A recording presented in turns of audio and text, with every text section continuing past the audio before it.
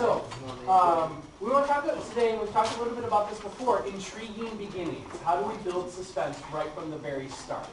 Right? How do we connect with our reader, and as we talked about in that quote yesterday, carry them through all the way to the tagline. Right? You want to grab them at the beginning and have them stick with you. Yeah? Like you said, you put them right in the middle of the story, where they want to keep reading and find out what happened. Good, good.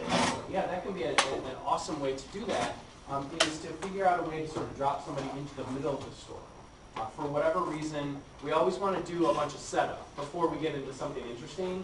And I always say, like, dump the setup, right? If it's something that you need, we can get to it later. But right off the bat, we really want to connect to that person as much as possible.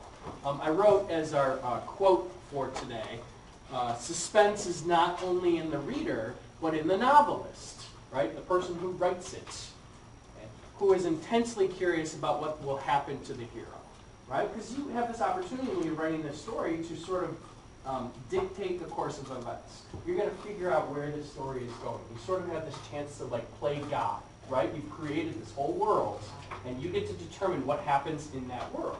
So sometimes the writer doesn't know that as much as the reader doesn't.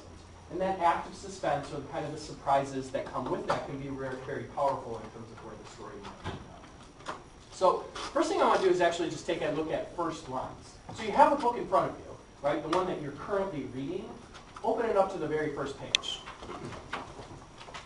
And in some cases, we have prologues, or we have a little sort of maybe a poem at the beginning, or whatever. Kind of want to open to whatever the first actual line of text is, and write it on that sheet of paper that I have. Just the first, sentence.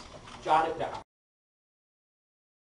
All right, so we want to think about how we can analyze, does this first sentence do the job that we want it to do? So let's take a look at one example. I'm reading a book called Motor City Burning. The first line of chapter 1 is, Uncle Bob wasn't lying. Uncle Bob wasn't lying. What are some possibilities in terms of where the story might go based on that first sentence? Uncle Bob wasn't lying. Maybe he was keeping a secret for a long time, and then they couldn't figure it out. Okay, good. I like that. Other thoughts on that? I was going to say, somebody's asking questions, and he wasn't lying about them. Okay. Yeah. So it's not ironic. Yeah. He's a truthful guy, yeah. right? He's answering honestly these questions that are being asked. Very good. Something else, Tyler. Uncle Bob said something that was the truth, but the guy took it that it was a lie. Uncle Bob wasn't lying. He said something that really was true, but the person who heard it thought that it was a lie. Yeah. I think I like both of those. They sort of play off each other a little bit. What else, Jacob? It's kind of like a mix between all those three.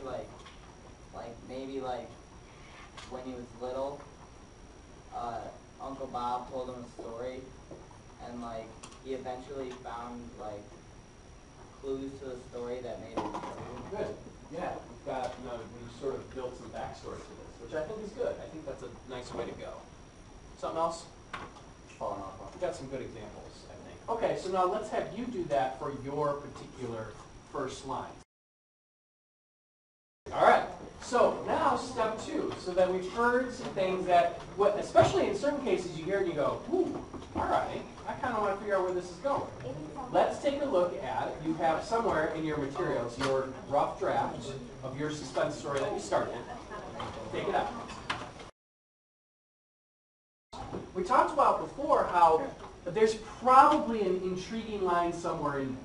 Right? In what you wrote for that rough draft, which is eventually going to turn into an actual story, there's something intriguing in there somewhere. If you're not starting with it, we might want to consider restructuring to get that towards the beginning. We really want to capture the reader's attention right off the bat. I think that that's key. Okay, so those are good. If you looked at yours and you're like, that's not so good, right? Or, I don't think I would read this story.